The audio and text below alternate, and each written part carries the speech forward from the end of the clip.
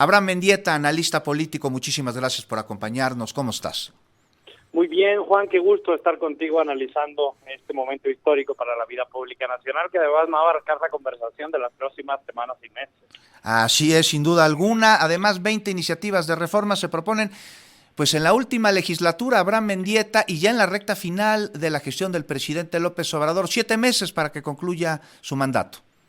7 meses y 20 reformas que vienen con el espíritu claro de que la Constitución pues recupere su sentido general originario, ¿no? Que definía el presidente López Obrador como recobrar derechos. Hay reformas en distintas materias, pero pues no cabe duda, querido Juan, que la más evidente y la que se va a llevar gran parte de la atención mediática es la reforma de las pensiones, porque va a mejorar la vida de millones de trabajadores mexicanos, porque es una revolución para millones de trabajadores mexicanos, ¿no? Por dos motivos. Primero, porque se podrán jubilar con el 100% de su salario, y segundo y más importante, porque aquellos que ya se jubilaron bajo las leyes dañinas de Ernesto Zedillo en el 97 y de Felipe Calderón en 2007, tendrán un fondo con el que compensar el monto de su pensión y así no perder el dinero con el que trabajaron y generaron toda su vida. No hay duda en el que cuando tú pues castigas la pobreza y premias la riqueza sin importar el contexto de las personas, la libertad se considera como algo que se ejerce a través del gasto, y estas reformas, por lo dicho por el presidente, busca acabar con esto. Y como unos pueden gastar más que otros, pues las clases pobres pierden libertades y derechos, lo que causa no solo crisis económicas, sino también sociales, porque se crean brechas entre ricos y pobres. ¿Tú ves que esto se atienda en estas reformas, Abraham? Definitivamente, no puede haber libertad si alguien no tiene que comer en su mesa, no puede haber libertad si los hijos de una persona no pueden ir a la universidad, no puede haber libertad si alguien no puede tener atención médica gratuita y de calidad cuando se enferma.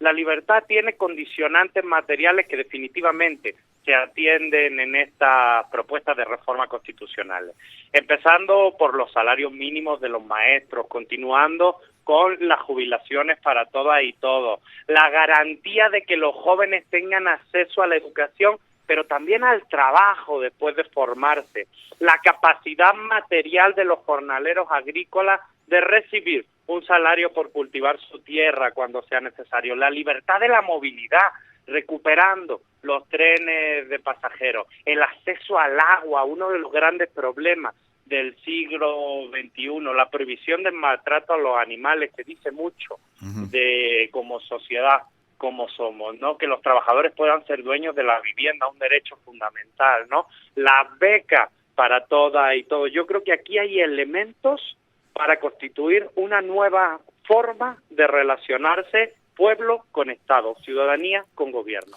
Eliminar todas las dependencias y organismos autónomos, Abraham.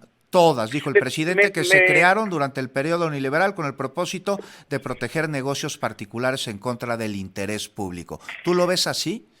Tuve la oportunidad de escuchar una parte de la entrevista que tenía ahorita con Damián Cepeda sobre el tema de los organismos autónomos, y él dijo que esos organismos autónomos tienen que ser el contrapeso al gobierno. A ver, eso no tiene ningún sentido. Los contrapesos de un gobierno son sus distintos poderes: legislativo, ejecutivo y judicial. No tiene que haber órganos externos y autónomos que hagan contrapeso de nada. Son los poderes de un Estado los que en su naturaleza son su contrapeso. Esa es la base de cualquier teoría constitucionalista, de izquierda o de derecha, liberal o conservadora. Así que ese argumento de antemano ya está mal. Definitivamente en este país hemos visto como los organismos autónomos han sido el refugio e incluso la jubilación dorada de determinados actores políticos, de familiares, de operadores, de miembros pertenecientes a la clase alta y política, que han utilizado esos espacios de poder para hacer negocios privados, y no solo para hacer negocios privados ellos, para posibilitar los negocios privados de la élite, especialmente los organismos autónomos vinculados a las energías. Definitivamente hay que repensar todo ese esquema, y queda claro que los organismos autónomos en este país no han cumplido su función, porque a lo largo de estas décadas ni hemos sido cabecera ni en transparencia, ni en energía limpia, ni en todos los temas Oye, a ver, deberían haber abordado por décadas. un asunto que te pregunto es, por ejemplo, derivado de aquel reportaje de la Casa Blanca, no Ajá. el INAI ayudó a poder encontrar ahí cierta información que pudo robustecer las investigaciones. Juan, estamos viendo un INAI que hace apenas unos meses tenía que pedir disculpas y dimitir porque sus miembros utilizaban una tarjeta oficial del organismo para irse a un table dance. No, de que es El perfectible, organismo de Abraham, transparencia. claro que es perfectible, pero eliminarlo, te lo pregunto porque aún no conocemos bien la sustancia de la iniciativa de reforma, pero ¿quién tendría a cargo esa importantísima labor? Porque una dependencia de gobierno, te pregunto, ¿no se convertiría en juez y parte a la hora de que un ciudadano quiere conocer el funcionamiento y la transparencia al interior de una dependencia gubernamental? No te digo que en este sexenio, pero en el futuro, Abraham, ¿no siente un precedente? Entiendo la preocupación. Nosotros tenemos que avanzar hacia un modelo de Estado que no necesite organismo externo para cumplir con sus funciones. Eso es lo que hay que trabajar y eso es lo que tienen que debatir los legisladores a lo largo de las próximas semanas. Definitivamente, de responsabilizar al Estado de su tarea y generarle bracitos secundarios, como son estos organismos autónomos, se ha demostrado profundamente insuficiente. Así que probemos con un nuevo modelo. Avancemos a un Estado que tenga 3 poderes funcionales y ahí se ejercerán los contrapesos. No se necesita multiplicar las ramas fuera de los poderes del Estado para cumplir las funciones básicas de un gobierno. Oye, y ya aterrizando, te pregunto, porque eres analista político y has estado desde hace muchos años cerca del quehacer legislativo, Abraham Mendieta. Veo difícil que esta iniciativa vaya a pasar. Hay algunas que electoralmente son imposibles de eludir por parte de la oposición, como la de las pensiones, como en materia de salud, en materia de educación. Pero esta, ¿cuál es el sentido de haberla presentado? Igual te pregunto la de la Guardia Nacional, que ya se votó en el Congreso, pues en contra de que esté adscrita a la Secretaría de la Defensa Nacional. ¿Trae tintes electorales el que se hayan presentado o tú ves otro motivo? Yo veo tintes políticos más que electorales y es momento de que la política haga su magia. A ver hasta dónde llegan los consensos, a ver en qué punto se rompen esos mismos consensos.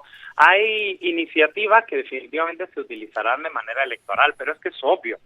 Definitivamente quien continúe como candidata el proyecto del presidente López Obrador, en este caso la doctora Claudia Sheinbaum, defenderá públicamente estas iniciativas, pero de parte de la oposición lo veo más complejo. ¿Qué va a hacer Xóchitl Gálvez, querido Juan? ¿Va a guardar silencio sobre estas iniciativas?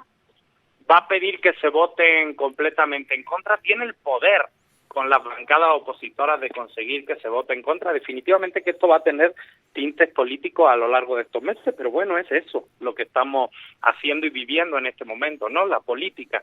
Y lo que se debate es un modelo, una manera de entender el país. Esto definitivamente avanza hacia un estado del bienestar donde hay derechos básicos y donde hay un combate a uno de los peores cánceres que tienen las sociedades contemporáneas, que es la desigualdad.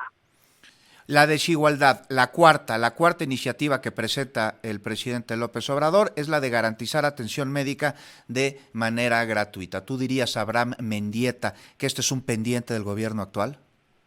En el gobierno actual ha habido avances en atención médica gratuita. El avance más evidente es sin bienestar, pero tenemos que tener claro que ni siquiera llega a la totalidad del territorio nacional.